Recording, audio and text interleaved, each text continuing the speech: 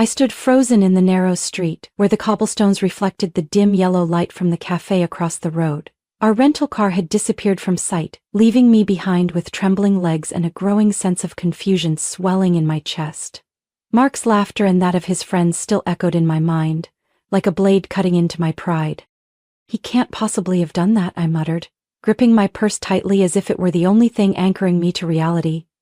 People around me continued enjoying their dinners, their conversations buzzing in a language I had never learned. A few glanced my way, curious about the American woman standing frozen in the street, but no one stopped to ask. Cold night air slipped through my thin jacket. Just minutes earlier, Mark and I had been arguing right outside the cafe. I had suggested going back to the hotel early because he'd had too much to drink, but instead of listening, he chose to humiliate me in front of his friends. "You always have to control everything, don't you?" Pete, Mark's best friend, sneered as I tried to pull my husband away from the table. "Can't even let the guy have a little fun?" I was used to those remarks. They never liked me. I wasn't like Mark's ex-girlfriends, women who knew when to stay quiet, who could smile no matter what. I had chosen to stand up for myself, and I was wrong to think Mark would do the same. The argument escalated as I stepped out of the cafe, expecting Mark to follow, but he just stood there, smirking, before picking up the car keys and looking at me with defiance. "You've got your passport, don't you? Then figure it out." And they left. I stood there until I realized no one was coming back. It wasn't a joke, it wasn't a misunderstanding. I had truly been abandoned in a small Italian town whose name I couldn't even remember. Taking a deep breath, I rummaged through my purse. Passport, phone, and a bit of cash. About €90 in total. No credit card. Mark had offered to carry it for me when we left the hotel, saying it would be more convenient. I believed him. I turned on my phone and called Mark.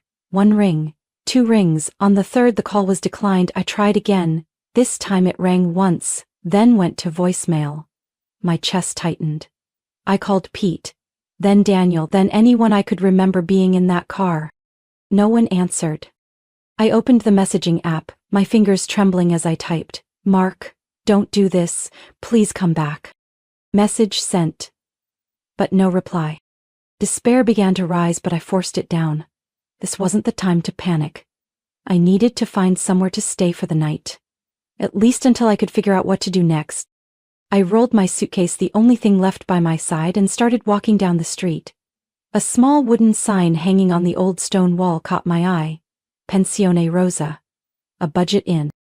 I stepped inside and was greeted by an elderly woman behind the reception desk, a kind smile on her face. She spoke Italian, fast and melodic, but seemed to immediately understand my situation. After a few minutes of struggling through gestures and broken English, I was given a small room on the second floor. It only cost a fifth of what I had, but I knew, if I didn't find a way out of here soon, I'd run out quickly. I closed the door, leaned against the wall, and tried to hold back tears. No, I couldn't fall apart now. Taking out my phone, I checked the messages again. Still no response. I tried calling Mark again, and this time, what I saw on the screen made my heart sink. He had blocked me? I stared at the phone screen, a hollow feeling spreading through my chest. Mark hadn't just refused to take my call, he had cut me off completely. His friends had too. A part of me still clung to the fragile hope that this was all just a cruel joke taken too far. That I'd wake up the next morning to an apology text, some sort of explanation. But my rational mind told me something else. No one was coming back. I sank onto the edge of the small bed in the inn room, my eyes blankly staring out the window. Night had fallen, and the streetlights cast faint glows onto the cobblestones. I couldn't sit here forever, I had to do something. The next morning I went to the local police station. A young officer greeted me with a patient expression, but as I told him my story using the simplest English I could manage, I realized this wasn't going to be a priority for them. "Your husband left you here?" He frowned. "Were you assaulted? Did someone threaten you?" I shook my head, despair rising in my throat. "No, but I have no way to leave. He took my credit card, and his friends won't respond either." The officer sighed, flipping through his notebook. "We can file a report, but this isn't a criminal matter. You still have your passport, right? You can call family or friends for help." I bit my lip. I could call my mother, but I knew what would happen. A barrage of judgmental words. "I told you, Mark couldn't be trusted, you didn't listen. What do you want me to do now?" I could call some friends, but who would actually help me when my marriage had long pushed them away? I nodded numbly, thanked him, and left. Nothing had changed. I was still stuck. That afternoon I wandered the small town, my mind blank. Everything around me remained beautiful, peaceful, as if nothing unusual had happened. Tourists sipped espresso outside cafes, local vendors hung strings of ripe tomatoes on wooden racks. But to me, this place felt suffocating, like a cage I couldn't escape. I stopped in front of an old pawn shop, my eyes dropping to my hand. The wedding ring. Mark had bought it in our 3rd year of marriage, a small but elegant diamond meant to symbolize the promise he once made to me. I had worn it even through the worst days of our marriage, trying to hold on to something that had long been gone. But now, it was just a meaningless piece of metal. I stepped inside. The shopkeeper, a middle-aged man with sharp eyes, watched me closely as I took off the ring and placed it on the counter. He picked it up, examined it for a while, then shook his head. "It's worth more than this, but I can only offer you this much." He pushed a stack of euros toward me. Less than its real value, but enough to get me out of here. I nodded without bargaining. Money was the only thing I needed right now. I returned to the inn, opened the map on my phone, and scrolled through the list of bus routes leaving the town. I could go back to Rome and find a flight home to the US from there. But the thought made me hesitate. Going back meant facing questions, pitying looks, gossip. It meant being pulled back into a life I had spent too many years molding myself into, a version of me I no longer recognized. I looked at the map again, and for the first time my eyes stopped on an unfamiliar name. Greece. A strange feeling crept over me. I had no one to call, no one to return to, so why not try? I didn't know exactly where I was going or what I would do, but at least the path ahead was mine to choose. And so I bought a bus ticket to the nearest ferry port. That night I stood on the deck of the ship, sea wind whipping through my hair as the lights from the shore faded into the distance. I closed my eyes and took a deep breath. Nothing tied me to the past anymore. Mark thought he left me behind to break me. But he didn't know, he set me free. The Greek sun was so bright I had to squint as I stepped off the old bus. I didn't know exactly where I was, only that this was the final stop, and in the distance, a small village nestled among rolling hills. I pulled my suitcase down a dusty dirt road, my body aching after the long journey from Italy. I didn't have much money left, just enough for a few meals and a cheap place to stay, but what I had more than anything was freedom, and an uncertain future. The village was quieter than I expected. Whitewashed houses with red-tiled roofs peeked through dark green olive groves, vibrant bougainvillea vines climbing stone walls, casting shadows over winding cobblestone paths. I kept walking, my body growing heavier. The harsh sun brought sweat to my forehead, and each step felt slower. How long had it been since I had a proper meal? My body cried out from hunger and exhaustion. My legs buckled as I crossed an olive field, the silver-green trees stretching to the horizon. I wasn't sure how far I'd gone, but the dizziness was intensifying. Everything before me blurred into shimmering streaks of light. Then, unable to go any further, I collapsed, my head spinning. My breaths grew shallow, and then everything went black. When I opened my eyes, the first thing I saw was a rough wooden ceiling, old beams stretching across my view. The scent of herbs and olive oil drifted through the air, soft and warm. I blinked and realized I was lying in a simple bed, a light blanket draped over me just enough to make me feel safe. A creak echoed from the corner of the room, and I turned toward the sound. An older woman, gray hair neatly pinned behind her head, was stirring something in a bowl at a small kitchen table. When she saw me awake, she smiled. Warm brown eyes filled with kindness. "Ah, you're awake," she said, her English hesitant but understandable. "Don't sit up yet. You're still weak." I swallowed hard, my throat dry. She quickly understood, poured a glass of water, and brought it to the bedside. I drank deeply, the coolness rushing down my throat like salvation. "What's your name?" she asked. "Duna," I whispered. "I'm Sophia," she replied. "My husband is Leon. We found you in the olive grove. You fainted from hunger and exhaustion." I closed my eyes, hazy memories flooding back. The blazing sun, heavy steps, the sudden collapse. I gave a faint nod, unsure of what to say. Sophia didn't press. She simply placed a warm bowl of porridge in front of me, its aroma making my stomach ache with longing. I picked up the spoon and began to eat, one bite at a time in a comforting silence. Sophia and Leon lived in a small house in the middle of their olive farm. Everything here was simple but full of life, from the backyard garden overflowing with vegetables to the jars lined up along the porch collecting morning dew. I hadn't planned to stay long, just until I felt well enough to leave. But in the days that followed, things didn't go as I had planned. Sophia was a quiet woman, but she cared for me as if I were family returning home. She never pushed me to share my past or questioned why I was here. Instead, she taught me how to properly dry oregano leaves, how to tell when olives were ready for harvest. Leon, her husband, was a quiet man with sun-weathered skin and gentle eyes. Every morning he tended the olive fields, and in the evenings he sat on a wooden chair on the porch, sipping herbal tea, occasionally exchanging a few simple but sincere words with me in broken English. I realized the longer I stayed, the less I thought about Mark, the less I thought about what he did to me. The anger slowly faded, replaced by a calm I never knew during our marriage. And what surprised me most was that this feeling wasn't as frightening as I had imagined. 1 week passed, then 2. I still hadn't left. Sophia never said anything about it.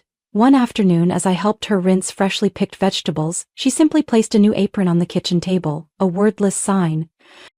I was no longer a guest. I was part of this home. And for the first time in years, I felt like I belonged somewhere. My days at Sophia and Leon's farm slowly turned into weeks, then months. At first, I only meant to rest until I was strong enough to leave, but as each day passed, that intention quietly faded. Every morning I woke before the sun, stepping out onto the porch with my hair tied up, bare feet touching the cool earth. No more restless sleep from stress or rushed mornings making coffee for Mark before he left for work. Here, time moved slower, but it felt fuller. Leon began teaching me how to work in the olive grove. He didn't say much, but his patience made me feel at ease. In the mornings, I followed him to the fields, bare hands touching the rough branches, learning how to recognize when the olives had reached perfect ripeness. The work wasn't as easy as I thought. I used to imagine harvesting olives was just plucking them off. But in reality it required technique and care. Too much force and the branch could be damaged, affecting the next season's yield. Gentle, Leon instructed, placing a large basket beneath the tree. Let it fall naturally. I followed his lead, clumsy at first, but soon I found my rhythm. After just a week, small calluses formed on my hands, but I didn't mind. My body was changing. Stronger, leaner. I didn't need a gym routine anymore. This work was the best exercise I'd ever had. In the afternoons I helped Sophia in the kitchen. She taught me how to press olive oil by hand, how to sort the fruit by quality. The best olives would become extra virgin oil while the lesser ones were used for soap or sauces. For the first time I felt like I was doing something truly meaningful. Not the fancy dinner parties or social gatherings Mark used to drag me to, but something real, something that mattered. Not only did I settle into the work on the farm, I gradually became part of the rhythm of life in the small village. Every Saturday Sophia took me to the local market where farmers sold vegetables, olive oil, cheese, and handmade bread. I got to know the vendors, listened to their fast-paced Greek chatter that I could only guess at. But I didn't give up. I started learning simple phrases. Hello, thank you, how much? And little by little I could understand short conversations. One day, Sophia took me to visit her friend Maria, who made soap from olive oil. I watched her mix ingredients, stirring the blend until it thickened. Maria smiled when she saw my curiosity. Would you like to try? She asked, handing me a wooden spoon. I nodded, feeling a strange excitement as I stirred, slowly sensing the texture shift beneath my hand. Maria explained that the soap had to dry for several weeks before it could be used. I listened carefully, as if discovering an entirely new world. As time passed, I was no longer just a guest. I began suggesting new ideas to Sophia and Leon on how to manage the farm more efficiently. Previously, they only sold olive oil in the village or at the market, but I saw a bigger opportunity. We could design nicer packaging, I suggested one evening as we sat by the fireplace. Or create a website to sell online. Sophia looked at me, a bit hesitant. We don't know anything about that. I can help, I said confidently. I used to work in interior design, but the basic principles of aesthetics and marketing are the same. She was quiet for a moment, then nodded. Let's give it a try. I got to work. During the day, I continued helping Leon with harvesting and plant care. At night, I sat at the small wooden table, sketching new labels, building a simple website, and photographing the olive oil bottles in natural light. I even reached out to a few restaurants in nearby towns, offering samples of our product. And then, something amazing happened. One restaurant placed an order. Sophia couldn't believe her eyes when she saw the first invoice. She held it in her hands like she was afraid it might disappear. "You did it," she whispered. "No," I shook my head, smiling. "We did it." 3 months had passed since I arrived at Sophia and Leon's olive farm. Time had moved faster than I expected. I had grown used to the rhythm here. Early mornings in the grove with Leon, afternoons helping Sophia press oil, bottle it, and organize it for the weekend market. The work wasn't easy, but with each day, I felt a part of myself being renewed. My body had changed. Stronger, healthier. I was no longer the woman trapped in a controlling marriage, constantly shrinking herself to please someone else. I no longer woke up with bitter thoughts about Mark or the old life full of pressure and dissatisfaction. Instead, I woke to sunlight streaming through the window, the smell of fresh bread in the kitchen, and a peace I had never known. One afternoon, after sealing the final bottle in an upcoming shipment, Sophia placed a cup of tea in front of me. She pulled out a chair across the table, her eyes thoughtful. "Donna," she said slowly, her voice as warm and steady as always, "have you ever thought about staying here long term?" I paused, surprised by the question. "I think? I've already stayed quite a while." Sophia smiled. 3 months is not long in a lifetime, my dear." I chuckled softly, gently turning the teacup in my hands. She was right. "Leon and I have talked," she continued. "We're not young anymore. The work is getting heavier each day. And you're not just a guest anymore." I looked up at her, my heart beating a little faster. "We want you to be a part of this farm," she said firmly, "not just as a worker, but a true partner. You've helped us so much, not just with the labor, but with a whole new perspective. We want you on this journey with us." I was stunned. This wasn't something I ever imagined when I first came to Greece. I thought I was just a lost soul trying to escape the past. But now, I didn't feel like I was running anymore. I had built something here. A new life, meaningful work, a place where I truly belonged. I didn't need time to think. "I'm honored," I said, my voice trembling with emotion. "I'll stay." Sophia laughed, her eyes gleaming with joy. She reached across the table and gently squeezed my hand. "Good," she said, "we have plenty to do." That night, I sat on the front steps of the house, looking out at the wide courtyard where ancient olive trees stood tall under the moonlight. I thought back to the first time I arrived. Lost, afraid, unsure of where to go or what to do. I once believed my life revolved around Mark, that without him I had nothing. But now I knew that was a lie. I had built something of my own. Mark no longer controlled me. His words, the limitations he placed on me throughout our marriage, all of it was meaningless now. I was free. And more importantly, I was no longer afraid of the future. I closed my eyes, feeling the night breeze brush against my skin. For the first time in years, I didn't think of the past with bitterness.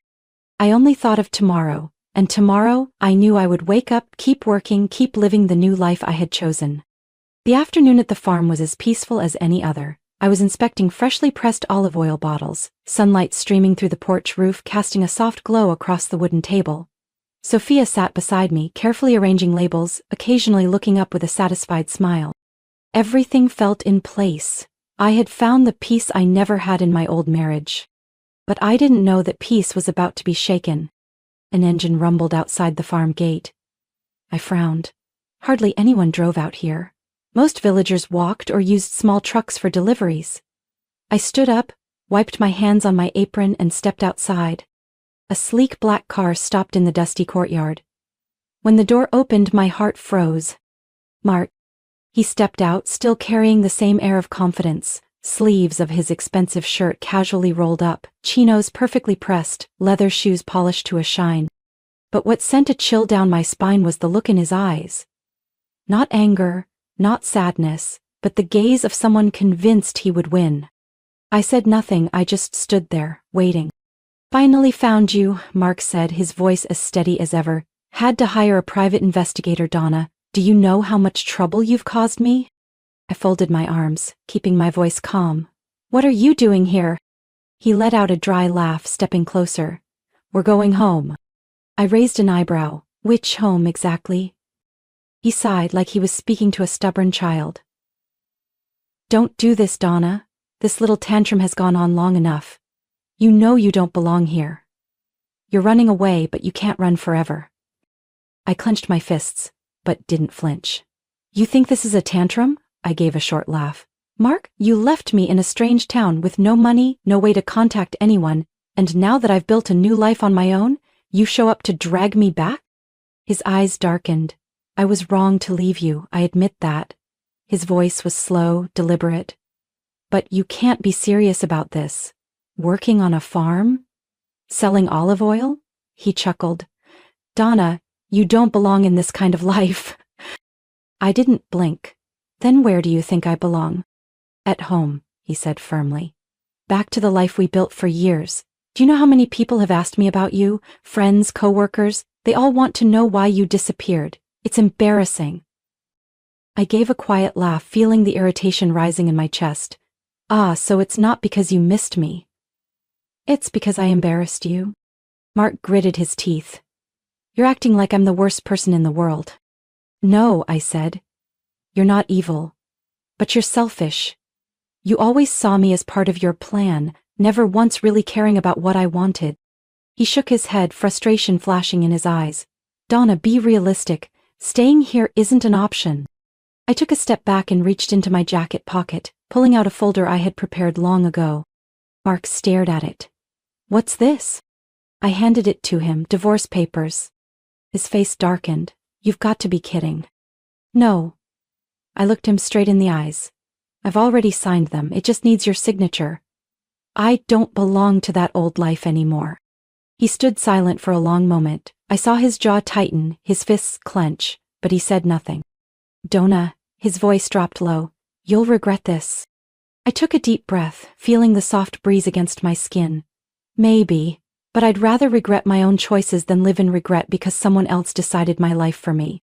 Mark stared at me for a long time, then yanked the folder from my hand. He didn't say another word. He turned, opened the car door and drove away.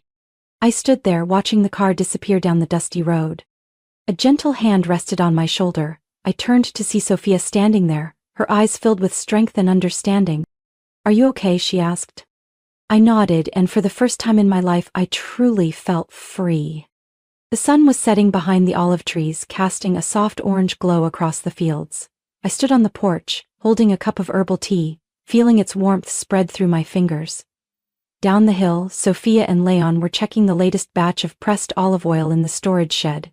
From here I could hear their voices. Familiar sounds I had grown used to over the months I'd spent in this place. Mark had left 3 days ago, taking the divorce papers I had already signed. I didn't know if he was angry or hurt, and honestly, I didn't care anymore. The years of being controlled by Mark were over.